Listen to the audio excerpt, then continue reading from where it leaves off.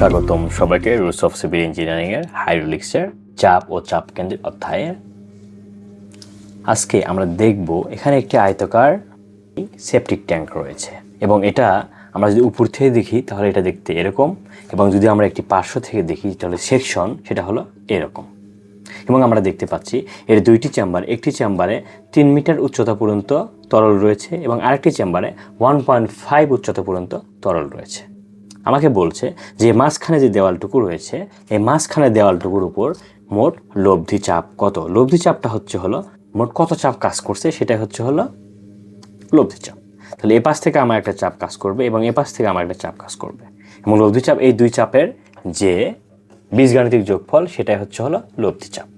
তাহলে এ পাশ থেকে যে বলটি চাপ করবে এ পাশ থেকে একটি বল চাপ করবে, এর মধ্যে যেটা বড় তার মধ্যে এ পাশ থেকে যত যাচ্ছে এটা কমে গিয়ে এটা যেটা এখানে যেটা হবে এ পাশ থেকে ধরো একটি বেশি চাপ আসছে এবং এ পাশ থেকে একটা কম চাপ যাচ্ছে, তাহলে এই কম চাপটুকু এর ভিতর থেকে বাদ গিয়ে যেটুকু থাকবে এটুকু হলো আমার লব্ধি চাপ। তাহলে আমরা চাপটুকু বের করে ফেলি। চাপ বের করার সূত্র আমরা জানি P = ওমেগা এ এক্স বার।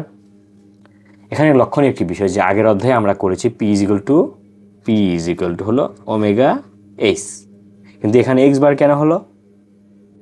এখানে এক্স বার এই জন্য হলো কারণ হলো আমরা এখানে যাব না এক্স বার। তাহলে আমাকে যেটা করতে হবে এখানে সর্বপ্রথমে এক্স বারগুলো নির্ণয় করে নিতে হবে। এক্স বারগুলো কীভাবে নির্ণয় করে নিব? যদি আমরা এখানে প্রথম সেকশনটি কল্পনা করি, এটাকে ধরলাম হলো 1 এবং এটাকে ধরলাম হলো দ্বিতীয়, তাহলে P1 যদি নির্ণয় করি ওমেগার সমান আমরা জানি 1000 এবং ক্ষেত্রফল, তাহলে ক্ষেত্রফলটুকু কত? ক্ষেত্রফল আমরা এই চেম্বারটি যদি দেখি আমরা জানি যে এখানে আমাকে কিন্তু এই মাঝের যে দেওয়াল রয়েছে এই দেওয়ালের উপর চাপ কত সেটা বের করতে বলছে, অর্থাৎ মাঝের এই দেওয়ালটির উপর চাপ কত। তাহলে এই দেওয়ালের কত উচ্চতা পর্যন্ত তরল রয়েছে সেটা হলো 1.5 মিটার। তাহলে আমাকে যেটা করতে হবে এই মাঝের যে দেওয়াল রয়েছে এই দেওয়ালের ক্ষেত্রফলটুকু এখানে আমাকে কাউন্ট করতে হবে। তো দেওয়ালের ক্ষেত্রফল যদি আমরা কাউন্ট করি তাহলে দেওয়ালের ক্ষেত্রফলটা হবে কীরকম? এই দেওয়ালের ক্ষেত্রফলটুকু আমরা কাউন্ট করি, যেটা হবে অনেকটা এইরকম, যে এইদিকে চলে গেছে তারপরে এইরকম।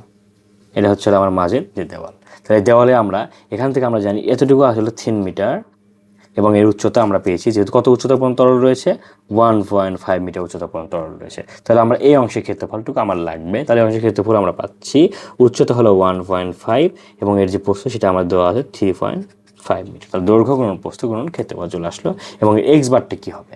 এক্স বারটি হবে যে উচ্চতা পর্যন্ত তরল রয়েছে তার ভর কেন্দ্র। তাহলে যে উচ্চতা পর্যন্ত তরল রয়েছে তার অর্ধেক যদি করি তাহলে 1.5/2, তাহলে আমরা পাবো 270 কেজি। এ আমাদের এই অংশের চাপ P1 এবং আমরা P2 নির্ণয় করি। P2 অর্থাৎ এই পাশে কত চাপ কাজ করছে সেটি। এখানে আরেকটি বিষয় লক্ষণীয় বন্ধুরা, আমরা যেটি ভুল করে ফেলেছি অলরেডি, সেটা হলো আমাদেরকে এখানে যে তরলটি রয়েছে সেটা আপেক্ষিক গুরুত্ব দেওয়া রয়েছে। আমরা জানি যখন কোনো তরলে আপেক্ষিক গুরুত্ব দেওয়া থাকে এটাকে আমরা কি করব, তার সাথে আমরা যেটা করব আপেক্ষিক গুরুত্বের সাথে আমরা পানির একক ওজন দ্বারা গুণ করলে আমরা ওই তরলে ওজনটি পেয়ে যাই।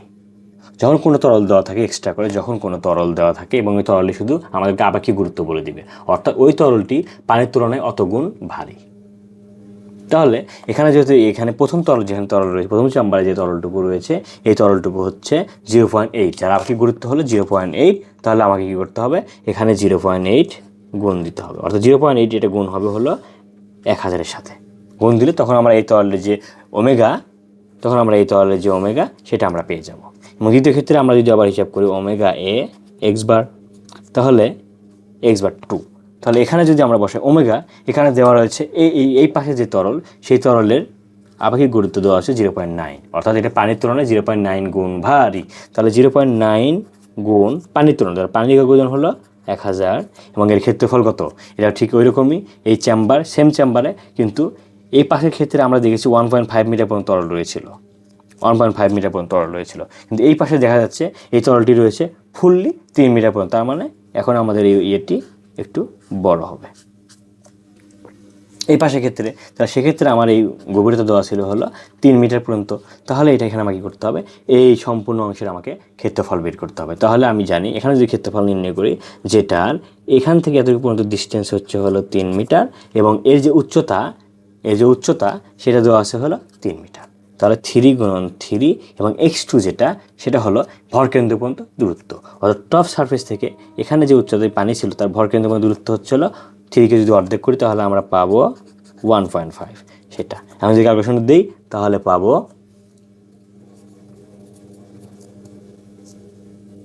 কেজি।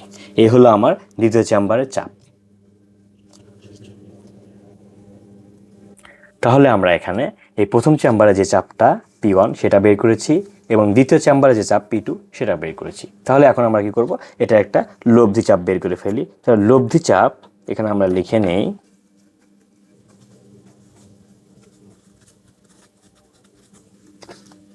তাহলে লব্ধি চাপ P1 মাইনাস P2, অর্থাৎ এখানে লব্ধি চাপ যেটা হবে বড় চাপের মতো ছোট চাপ বাদ দিতে হবে। যেহেতু P2 আমার বড় চাপ তাহলে এখান থেকে আমার ছোট চাপটি বাদ দিব, অর্থাৎ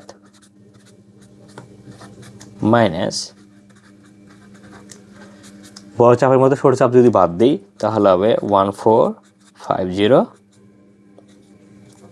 কেজি। এবং এটাই হচ্ছে হলো আমার এই অঙ্কের লব্ধি চাপ যেটা আমাকে বের করতে বলেছে। এবং এখানে P1 P2 এটা কোনো সমস্যা নেই, কোনটা আগে ধরবো কোনটা পরে কোনো সমস্যা নেই। এটা হলো এখানে আমাকে দেখাতে হবে ধরো এ পাশ থেকে একটি বল কাজ করছে দেওয়ালের উপর, এ পাশ থেকে একটি বল কাজ করছে। তাহলে এ পাশ থেকে ধরো 8 নিউটন বল চাপ কাজ করছে, এ পাশে 7 নিউটন বল কাজ করছে। তাহলে এখানে লব্ধি চাপ কত হবে, 7 ওদিকে যাবে, 8 ওদিক থেকে আসছে। তার মানে এখানে শুধু টিকবে কত, এখানে টিকবে হচ্ছে 1 নিউটন, এবং এটাই হচ্ছে লব্ধি চাপ। ঠিক সেরকমই তাহলে এখানে আমরা কি করবো, বড় চাপের মধ্যে ছোট চাপটি বাদ দিয়ে দিব। কাজে P1 আগে বসবে না P2 পরে বসবে এটা নিয়ে কোনো টেনশন করার কিছু নেই, বড়টা আগে ছোটটা পিছনে করলে এখান থেকে আমরা লব্ধি চাপ বের করে ফেলবো। আশা করি আমরা সকলে বুঝতে পেরেছি। ধন্যবাদ সবাইকে সঙ্গে থাকার জন্য। সামনে দেখা হচ্ছে আর নতুন কোনো অঙ্কের সমাধান নিয়ে। আল্লাহ হাফেজ।